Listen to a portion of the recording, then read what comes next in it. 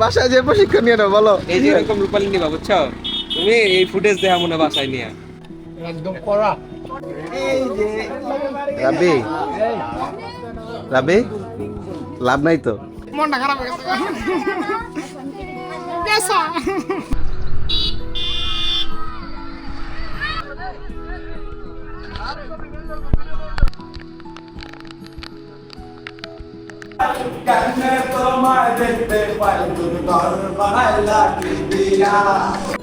আসসালামু আলাইকুম, কি অবস্থা সবার? আশা করি সবাই ভালো আছেন।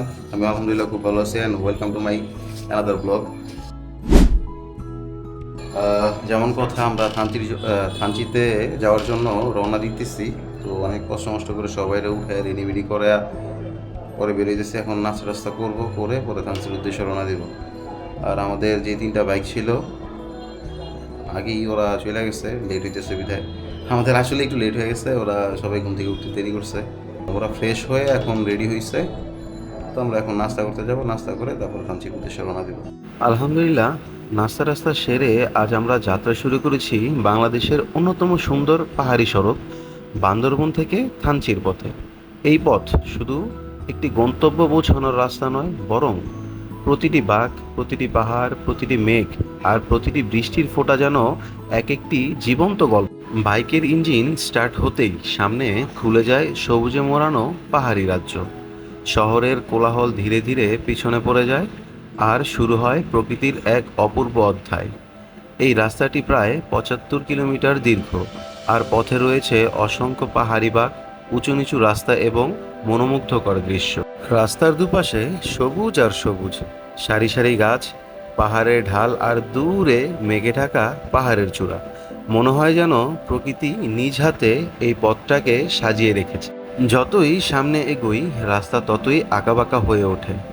এক একটি মোড় ঘুরলেই সামনে আসে নতুন এক দৃশ্য। কোথাও পাহাড়ের বুক চিরে চলে গেছে কালো পিচের রাস্তা, কোথাও আবার রাস্তার একপাশে গভীর খাদ আর অন্য পাশে আকাশ ছোঁয়া পাহাড়। মাশাআল্লাহ, ভিউটা দেখছেন কি সুন্দর লাগতেছে দেখতে। দূরে নীল আকাশ, পাহাড়ের দিকে খুবই সুন্দরের দৃশ্যগুলা দেখতে দেখতে আমরা এগিয়ে যাচ্ছি থানচির দিকে। কিন্তু এতক্ষণ আমরা উপর দিকে উঠতেছিলাম, এখন বেশিরভাগ সময় এই নিচের দিকে নামতেছি। আর এই চাঁদের গাড়িগুলো অনেক ডিস্টার্ব করে, তাই আপনাকে একটু সাবধানতার সহিত এই বাইকটা চালাতে হবে। আর আপনি যাওয়ার পথে অনেক এরকম ব্রিজ পাবেন, লোহার ব্রিজগুলো যা পুরনো হয়ে গেছে, জং টং ধরা। খুব সতর্কতার সহিত আর কি আপনাকে এই ব্রিজগুলো পার করতে হবে। তবে রাস্তাগুলো এত সুন্দর যে বলে বোঝাতে পারবো না। আমরা যতই সামনে এগোচ্ছিলাম দেখেই সুন্দর লাগছিল। হঠাৎ করে আমরা এগোতে এগোতে একটা জ্যামে পড়ে গেলাম, কিন্তু কি জন্য এই জ্যামটা লাগছে সেটা বুঝতেছিলাম না। আর আমাদের পিছনে রাব্বিরা আছে, অনেক বাইকাররা সবাই একসাথে আমরা জ্যামে পড়ে গেছি। ঠিক আছে, তো দেখার চেষ্টা করতেছিলাম যে কি জন্য এই জ্যামটা লাগছে। সবাই ওই দিক থেকে গাড়িগুলো আসতে পারতেছে, এদিক থেকে যেতে পারতেছিল না। তাই আমি ভাবলাম একটু নেমে যেয়ে দেখে আসি যে কি কারণে। তো যেতে না যেতেই দেখি যে একটা ট্রাক আর কি নিচের দিকে নামতেছে। তো খুব কষ্ট হচ্ছে, এই জন্য এটাকে আটকায় রাখতে পারতেছিল না। তাই ইট বা কিছু দিয়ে বারবার ট্রাকটাকে আটকানোর চেষ্টা করতেছিল যেন এটা ঢালে বা নিচের দিকে আর কি নেমে চলে না যায়। এর জন্য একটু জ্যামটা লাগছিল। যাক, আলহামদুলিল্লাহ আমরা জ্যামটা পার হয়ে আবার রওনা দিয়ে দিচ্ছি থানচির উদ্দেশ্যে। কিন্তু আমাদের সামনে রাসেলকে দেখছেন, ওরে দেখে একদম মনে হয় না যে বিদেশি কিছু ট্যুরিস্টরা আছে না, যারা বাইক নিয়ে আর কি বিভিন্ন জায়গায় ট্যুর দিলে এরকম ব্যাগ ট্যাগুলো সব দুই সাইডে ঝুলাই দেয়। ঠিক আছে, একটা সিঙ্গেলে ট্যুর দেয়, কোনো ঝামেলা নেই, খুব মজা করে আর কি বাইকটা চালাইছে। আর রাস্তাগুলো দেখছেন ভাই, বাঘটা এত ঘুরে গেছে যে কি বলবো। আপনি এখানে কর্নারিং করে খুবই মজা পাবেন, কিন্তু খুব রিস্ক। আপনি যদি একটু এদিক থেকে ওদিক হন তাহলেই যে কোনো সময় পাহাড় থেকে পড়ে যেতে পারেন। তাই খুব সাবধানতার সহিত এখানে বাইকটা চালাইতে হবে আপনাকে। আর যদিও আমাকে ভিডিও করার মতো এরকম ভালো কোনো মানুষ পাচ্ছিলাম না, তাই নিজের ভিডিও নিজেই করতেছিলাম। এখনও হিমেলি বাইকটা চালাচ্ছিল আর আমাদের পিছনে হচ্ছে রাব্বি আর শুভ ছিল। রাব্বি তো যা মজা করতেছে বাইকটা নিয়ে, কি যে বলবো। দেখেন দেখেন কি যে করে। আর এই যে একটা স্টিলের ব্রিজ, এই ব্রিজগুলো ভাঙাচোরা কিন্তু খুবই ভালো। দেখছেন কি করতেছে দুইজনে। বাহ বাহ, দারুণ নাচ দিছে রাব্বির নাচ দেখে তো সবাই মুগ্ধ হয়ে যাবে। যাওয়ার পথে হঠাৎ করে ঝিরিঝিরি বৃষ্টি পড়তেছিল, তাই আমরা এই গ্রামটাতে দাঁড়ালাম রেইনকোট পরার জন্য। আর রাব্বি, হিমেল, রাসেল ওদের এই দোকানটা দেখে লোভ লেগে গেছে আমার আনারস খাবার, তাই ওরা চিন্তা করলো যে আমার আনারস খাবে। এটা কেমন খাইছো ভাই? এটা কেমন খাইছো? আমি লবণ দিব তারা। সেই মিষ্টি ভাই লাগবে যে তাহলে তো টাকা ফেরত লাগবে লাগবে আম লাগবে লাগবে কত কিলো দিব দেখছো ভাই কত কিলো দিব কত কিছু নিবে না তুমি প্রশিক্ষণ নাও আগে রূপালি দিব তুমি প্রশিক্ষণ নিয়ে নাও রূপালি তুমি বাসায় যে প্রশিক্ষণ নিয়ে নাও বলো এই যে এরকম রূপালি নিবা বুঝছো তুমি এই ফুটেজ দেখা মনে বাসায় নিয়ে তুমি আচ্ছা। কত কিলো দিব রূপালি এই যে রাব্বি দেখাই দিব ভাই তুই যে না না না এই যে চল ভাইরা তুমি পাহাড়ি আম খাইবা শিওর আম এই যে রাবি কিন্তু তুমি- পাহাড়ি খাওয়া লোক কত কিলো লাগবে যে শিওর দেখাই দিব চেক লয় খাইবা একদম কড়া তুমি নাও না কে একটু বিট লবণ দে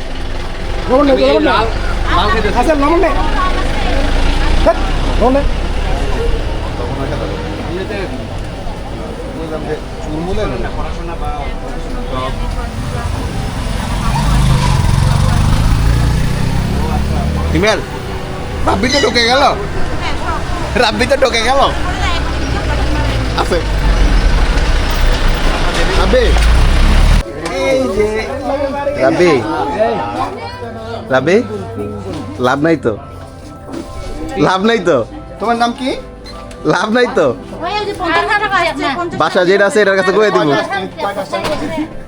কি ভাই মনটা খারাপ হয়ে গেছে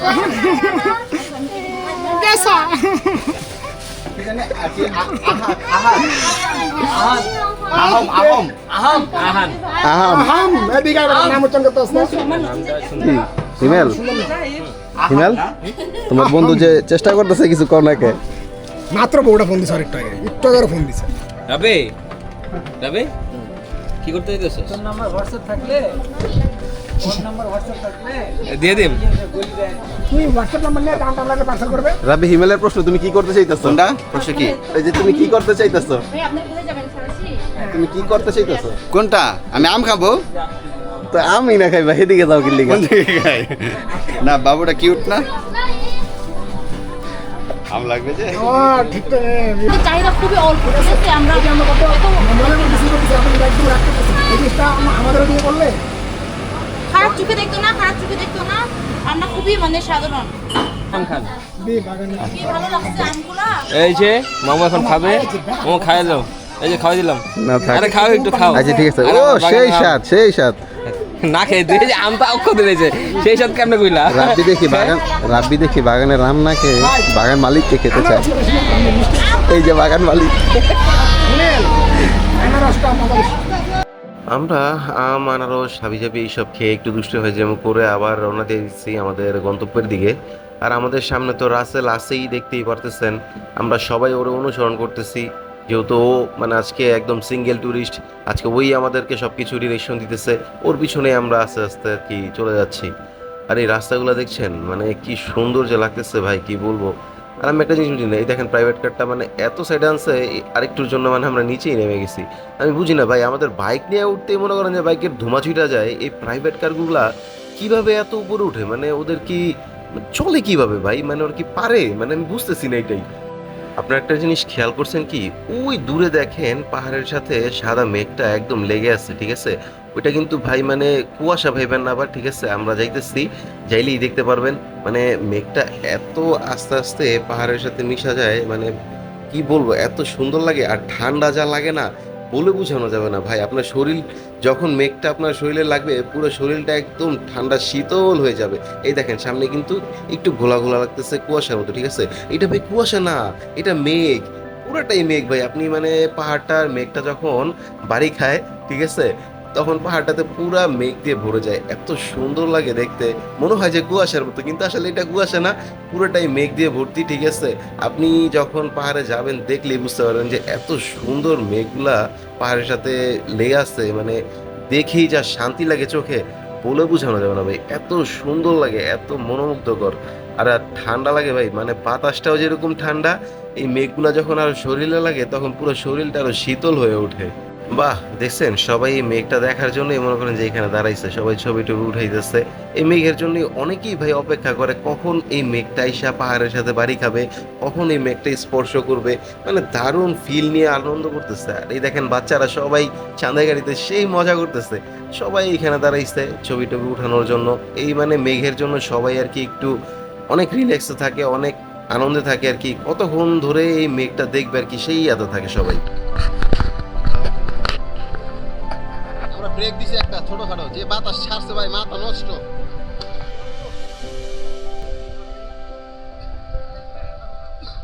কোনটাতে রাখতে হয়েছিল জানি, এটা তো না রাখে বৃষ্টি পড়ার সম্ভাবনা বেশি, প্রচুর মেঘ করছে আকাশ। আমরা যেখানে দাঁড়াইছি ওইখানকার ভিউটা ঠিক এরকম, ওই দূরে পাহাড় ঘেঁষে মেঘ আসতেছে, এত সুন্দর আর এত বাতাস বইতেছে। আমরা ওইখানটাতে দাঁড়িয়ে শীতল বাতাসে ঠান্ডা হয়ে আবার রওনা দিয়ে দিছি মেঘে ঘেরা রাস্তা দিয়ে। কিন্তু ভাই দেখছেন উনি ওনার ওয়াইফকে নিয়ে কি সুন্দর মানে আনন্দের সহিত বাইক চালাইতেছে, ঠিক আছে, এই রাস্তা দিয়ে। মানে এই রাস্তাগুলো এত মজার ভাই, কি বলবো আর। তবে এই রাস্তাটাতে আমি বাইক টাইক চালাইতেছি না, হিমেলি চালাইতেছে, আমি জাস্ট খালি ওর পিছনে বসে বসে মানে এই সৌন্দর্য, এই যে পরিবেশগুলার আনন্দ নিতেছি। আমরা সবাই মেঘের সাথে গল্প করতে করতে পৌঁছে গেছি টাইটানিক ভিউ পয়েন্টে। এই হচ্ছে টাইটানিক ভিউ পয়েন্ট, আর আমার সাথে সবাই আছে, আরো অনেকেই বাকি আছে, কয়েকজন এখনো আসে নাই, ওদের জন্য ওয়েট করতেছি। তো চলেন আমরা টাইটানিক ভিউ পয়েন্টের যেই ভিউগুলো আছে ওগুলো দেখার চেষ্টা করি। প্রচুর মানুষ দেখা যাইতেছে ভাই, এত পরিমাণে টুরিস্ট আসছে এইখানটাতে বলে বোঝানো যাবে না। মানে প্রচুর মানুষ দেখছেন, মানুষের জন্য আর কি সাইডে সামনেই আগে যেতে পারতেছি না। আর ভাই মাশাআল্লাহ, এটা আমি কি দেখলাম ভাই, অসাধারণ ভাই, এত সুন্দর, মানে পুরোটা মেঘ দিয়ে ঘিরে আছে, মানে এত সুন্দর লাগতেছে ভাই দেখছেন। মানে কি বলবো, মানে বলার মতো না ভাই, মানে মেঘের জন্য কিছু দেখাই দিতেছে না, মানে মনে হইতেছে সব কুয়াশা দিয়ে বেড়ে গেছে, কিন্তু এটা আসলে কিন্তু কুয়াশা না, ঠিক আছে। নাইমরাও দেখতেছে পুরোটাই মেঘ ভাই, মেঘের জন্য কিছু দেখাই দিতেছে না। আর এত পরিমাণে মানুষ, মানে বইলা বোঝানো যাবে না। এইখানটাতে ভিউ পয়েন্টটাতে আর কি দেখতে আসে, প্রচুর পরিমাণে মানুষ হয় এইখানটাতে। এই হচ্ছে আমি, আর ভিউগুলা দেখেন পুরা মেঘ ভর্তি, ঠিক আছে। কিন্তু এখন দেখেন যে একটু আগে যা দেখছিলেন যে মেঘ দিয়ে পুরোটা ঘিরে গেছিল, ঠিক আছে, মেঘের জন্য কিছু দেখা যাচ্ছিল না। আর এখনের সৌন্দর্য অন্যরকম, দেখেন চারপাশে সবুজ আর সবুজ, মানে সবুজের সমারোহ, ঠিক আছে, মেঘগুলা সরে গেছে। এখানে আপনি প্রতিটা সময় এই সৌন্দর্যের ভিন্ন রূপ দেখতে পারবেন। এখন দেখেন ভাই, মানে মেঘগুলা কি সুন্দর ভেসে ভেসে আসতেছে পাহাড়ের দিকে, ঠিক আছে, এত সুন্দর লাগতেছে। আমরা টাইটানিক ভিউ পয়েন্টটা দেখে আবার রওনা দিয়েছি আমাদের গন্তব্যে। আর আপনারা যে দেখছিলেন মেঘটা ভেসে আসতেছিল, এটাই সেই পুরো মেঘটা পাহাড় জুড়ে আর কি ঘিরে গেছে, ঠিক আছে। আর বৃষ্টি হচ্ছে প্রচুর, এই জন্য আমরা এই গাছটার নিচে দাঁড়ায় এখন সবাই মানে রেইনকোট পরে নিব আর কি। দেখছেন ভাই অবস্থাটা, সবাই তাড়াহুড়া করে রেইনকোট পরতেছে, যে তাড়াতাড়ি করে রেইনকোট পরে নিই, ভিজতে রাজি নাই, বাইক চালাবো ভিজা ভিজা চালাইতে রাজি নাই ভাই। আমরা সবাই রেইনকোট পরে রওনা দিয়েছি। আর রাস্তাটা দেখছেন ভাই, পুরা মেঘে একদম ডুবে গেছে, ঠিক আছে, মানে মেঘে দেখা যাইতেছে না কিছু, এত পরিমাণে মেঘ হয়েছে এই রাস্তাটাতে, মানে মনে হইতেছে কিন্তু কুয়াশার মতো, কুয়াশা পড়লে যেরকম একদম চারপাশে অন্ধকার হয়ে যায় না, ঠিক এরকম হয়ে গেছে। আর এইখানটাতে হয়তোবা একটু আগে বৃষ্টি হয়েছে, যার কারণে চারপাশটা এত সুন্দর লাগতেছে, রাস্তা ভেজা আর চারপাশে বৃষ্টির কারণে পাহাড়টা ধুয়ে গেছে, তো সবুজ, একদম সবুজ হয়ে আছে, খুবই সুন্দর লাগতেছে রাস্তাটা দেখতে। এক ফোঁটা দু ফোঁটা করে বৃষ্টি পড়তেছে, আর আকাশটা দেখছেন ভাই একদম কালো মেঘে ঢেকে গেছে, এত পরিমাণ কালো হয়ে রয়েছে যে মনে হয় আকাশ ফেটে বৃষ্টি নামবে, ঝুম বৃষ্টি হবে। আমাদের সামনে অনিম আর সুমন আছে। অনিম তো খুব মজার সহিত বাইক চালাইতেছে, যদিও রাস্তাগুলো পিচ্ছিল হয়ে রয়েছে, বৃষ্টি হয়েছে এইদিকে, কিন্তু তারপরে এখন আবার বৃষ্টি নামতেছে এক ফোঁটা দু ফোঁটা করে। আর আমাদের পিছনের বাইকগুলা দেখতেছি না, তাই আমরা এখানে দাঁড়াইছি ওদের জন্য। আর ভিউটা দেখছেন ভাই, মাশাআল্লাহ, মানে কি সুন্দর ভিউ, কি বলবো, চারপাশে পাহাড়ে মানে মেঘ, একদম মেঘে ঢেকে গেছে পাহাড়টা, খুবই সুন্দর লাগতেছে। আর গাছটা বিরাট বড় একটা গাছ ভাই, মানে কি বলবো, আর দেখেন একটু পরে দেখাইতেছে আপনাদেরকে, চারপাশটা এত সুন্দর, দেখছেন কত বড় গাছ একটা। আমরা আমাদের সঙ্গীদের জন্য ওয়েট করতেছিলাম আর এই ভিউটার মজা নিতেছিলাম। অনিম তো সেই খুশি, সুমন বেড়ে ডাকতেছিল দেখার জন্য, হিমেল তো মনে হয় যে আকাশে উঠতেছে, হ্যাঁ অত মজা করতেছে, কি যে বলবো ভাই, ভিউগুলা কিন্তু খুবই সুন্দর, অসাধারণ লাগতেছে। চারপাশে মেঘ আর মেঘ, সাদা মেঘে ঢেকে গেছে। হঠাৎ শুরু হলো বৃষ্টি, প্রথমে কয়েক ফোঁটা, তারপর ধীরে ধীরে ঝুম বৃষ্টি। বাইকের হেলমেটে বৃষ্টির টুপটাপ শব্দ যেন এক মধুর সুর, ভিজে মাটির গন্ধ মনকে অন্যরকম এক শান্তি দেয়। চারপাশে সবুজ আরো গাঢ় হয়ে ওঠে। বৃষ্টির পর পাহাড়ের গা বেয়ে নেমে আসে সাদা মেঘ, মনে হয় যেন মেঘগুলো আমাদের ছুঁয়ে চলে যাচ্ছে। কখনো সামনে কিছুই দেখা যায় না, আবার মুহূর্তেই মেঘ সরে গিয়ে দেখা দেয় বিশাল পাহাড়ের সারি। এই পথের সবচেয়ে বড় সৌন্দর্য হলো প্রতিটি মিনিটে দৃশ্য বদলায়। কখনো রোদের আলো পাহাড়ে পড়ে সোনালি রং ধারণ করে, আবার কখনো কালো মেঘ পুরো পাহাড়কে রহস্যময় করে তোলে। বাইক চালাতে চালাতে অনুভব হয় এক অন্যরকম স্বাধীনতা। বাতাস, বৃষ্টি এসে মুখে লাগে, পাহাড়ের ঠান্ডা হাওয়া শরীরকে সতেজ করে দেয়। পাহাড়ের এই নীরবতা সত্যি অসাধারণ। এখানে নেই শহরের হর্ন, নেই ব্যস্ততার শব্দ, শুধু পাখির ডাক, বাতাসের শস্য শব্দ আর মাঝে মাঝে ঝর্ণার পানির কলকল ধ্বনি। বর্ষাকালে এই রাস্তার সৌন্দর্য যেন কয়েক গুণ বেড়ে যায়। পাহাড়ের গা বেয়ে ছোট ছোট ঝর্ণা নেমে আসে, মেঘ এসে রাস্তা ঢেকে ফেলে, আর চারদিকে ছড়িয়ে পড়ে এক স্বর্গীয় অনুভূতি। এই পথে চলতে চলতে অনেক সময় মনে হয় জীবনের সব ক্লান্তি কোথাও হারিয়ে গেছে, শুধু প্রকৃতি, পাহাড়, মেঘ আর অফুরন্ত শান্তি। প্রতিটি বাঘ যেন নতুন এক চমক নিয়ে অপেক্ষা করে। ক্যামেরা যত ধারণ করুক, বাস্তব চোখে দেখা সৌন্দর্যের সঙ্গে তার তুলনা হয় না। যদি আপনি প্রকৃতি ভালোবাসেন, যদি পাহাড় ভালোবাসেন, যদি বাইক রাইড ভালোবাসেন, তাহলে বান্দরবন থেকে থানচির এই রাস্তা জীবনে অন্তত একবার অবশ্যই ঘুরে দেখা উচিত। আলহামদুলিল্লাহ, বৃষ্টিতে ভিজে ভিজেই আমরা থানচিতে পৌঁছে গেছি। এই হচ্ছে থানচি ব্রিজ, আর এর নিচ দিয়েই বয়ে গেছে সাঙ্গো নদী। ভাই ভাই আইছিলাম থানচি শহরে, বুঝছেন ভাই, মানে কি কমু সারা কি আরে কমু তো সারা রাস্তা ভিজতে ভিজতে বৃষ্টিতে শেষ অবস্থা। 5 ঘন্টা আগে ভাই মনে করেন যে পুরা থানচি শহরে একটা মানে স্কুল পেন্ডা খুলে যে জায়গাটা রাখবো আমার বাঁচালের জায়গাটা রাখার মতো জায়গা নাই। টোটাল 5টা ঘন্টা ঘুইরা ভাই একটা ফোটা জায়গা পাই নাই, রুম তো পাই নাই। শেষ বেশ আমরা কেউ জীবনে চিন্তা করি নাই ভাই। ওই থানসি স্কুল, থানসি যে মেন স্কুল, ওই স্কুলে এসে স্টে করতেছি ভাই। এত টুরিস্ট আইছে বলার মতো না, বাইক দিয়ে ভর্তি, জায়গা পর্যন্ত একটা মানুষের এক লগে একটা হোকা লাগা রাখে, যেমন নাইবের লগে একটা রাকিবে লাগা রাখছিল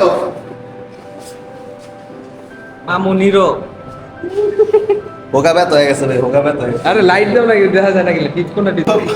এই হচ্ছে কাহিনী। আমরা যাক সুস্থভাবে থানচি শহরে এসে পৌঁছাইতে পারছি। এখন কালকে আমরা থাকবো কিনা না থাকবো সেটা জানি না। এই যে আজকে আমরা শোবো এখানে, শোয়ার মতো কোনো জায়গা নেই, ঠিক আছে। আমরা চিন্তা করতেছি যে এখানে বসে বসে মানে রাতটা কাটাই দেবো কোনো রকম। পরে আগামীকাল হয়তো যদি সুযোগ হয় করার পরে ঘুম হওয়ার, যদি সুস্থ থাকি বা শরীর কাহিল না লাগে, তাহলে থানচি শহরে একটু ঘুরবো। আর নয়তো বা কালকে আল্লাহর রহমতে ঢাকার দিকে রওনা দিব। ওকে। এই হচ্ছে অবস্থা। ওরে কপিলের ছোট ছেলে দেখি বিছানা করছে রাস্তায়। আয় হায়, এটা কি মানা যায় ভাই? এটা কেমনে এলো? এটা কেমনে এলো? আয় হায় রাসেল, কি স্টার? 5 স্টার। 5 স্টার আমরা কি ভাই নরমাল হোটেলে থাকি? নরমাল হোটেলে থাকি না, সরকারি স্কুলে আসি। নরমাল হোটেলে থাকি না, কিন্তু সরকারি স্কুলে থাকি। কিন্তু জীবনে ঘুমাই নাই, ঘুমাইলে সারা পিটাইছে, আর আজকে সারা পিটাই দিচ্ছে, ঘুমানো চাই। আরে এমনে দেখা টাকা কোন? হ্যাঁ হিমেল, কে বসে কম কেন? আমাদের ট্যুরের হেড স্যার, কি পড়াইতেছেন আপনি? কি ধৈর্য পরীক্ষা? তাহলে একটু বোর্ডে লেখা লেখা পড়ান ঠিক মতো।